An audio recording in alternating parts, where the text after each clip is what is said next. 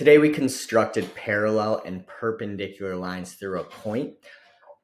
So I'm going to show you the do now because it is kind of useful.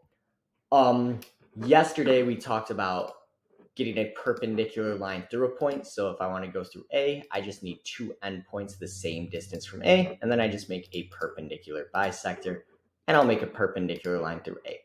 We also did angle bisectors, but I'm going to skip that. So in unit 0, we talked about parallel and perpendicular lines on graphs. So if I had y equals 2 over 3x plus 3, that's this line here. If I wanted a perpendicular line, I know I need the opposite reciprocal slope. So I need to do negative 3 divided by 2x. And now I got a perpendicular line. And it doesn't matter what the y-intercept is, it would still be perpendicular to that blue line. Now, if I wanted to make a perpendicular line to the green line, if I want to be perpendicular to the green line, I need to do the opposite reciprocal of negative 3 over 2, which is just positive 2 divided by 3x. And then again, it doesn't matter what the y-intercept is, I'll leave it there. And what we notice here is I made a perpendicular line first. I had the green line, then I went perpendicular. Then I went perpendicular again, and I'm back, and now I'm parallel. The blue and the red lines are parallel. They have the same slope. So if I make a perpendicular line and then another perpendicular line, the first line and the last line are actually parallel. So that's good to know because that's going to come up in our construction today. Really quick, let's say we wanted to make a perpendicular line through a point and it's not on the line. Here's our notes for this.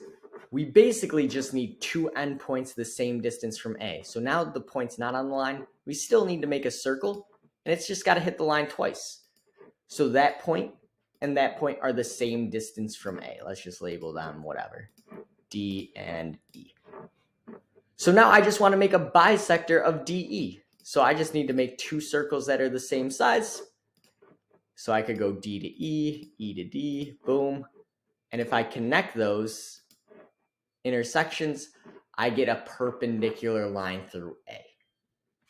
So that's the first one we did, and it's important for parallel lines. So let's look at parallel lines now. So thinking back, remember, if we make a perpendicular and another perpendicular, we end up being parallel. Let's construct a parallel line to AB through point P. So first thing, I need to make a perpendicular line through P. So I'm going to draw a circle from P. I'm going to hit twice. All right, good. I hit twice. I'm going to just bisect that. And now I got a perpendicular line. So my perpendicular line's here, but I need a parallel line through P. So now I'm going to look at the blue line, and I'm going to try to make a perpendicular line to the blue line.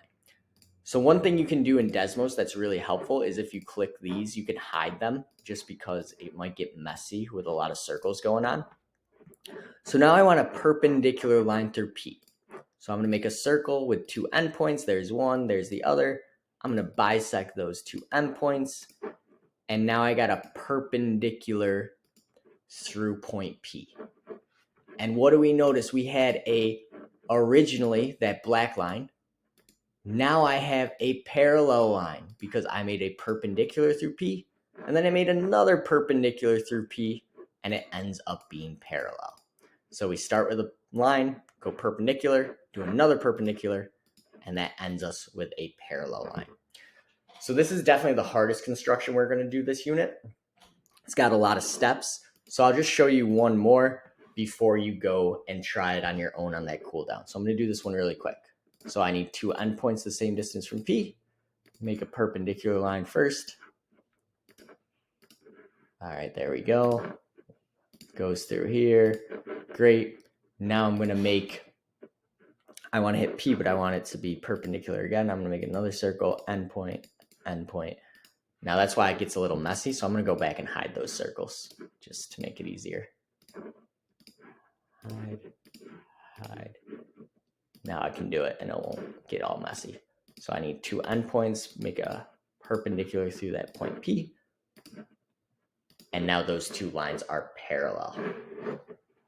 All right, try the cooldown. Same thing, you're going to construct a parallel line through R. So make a perpendicular, then another perpendicular, and we'll get there.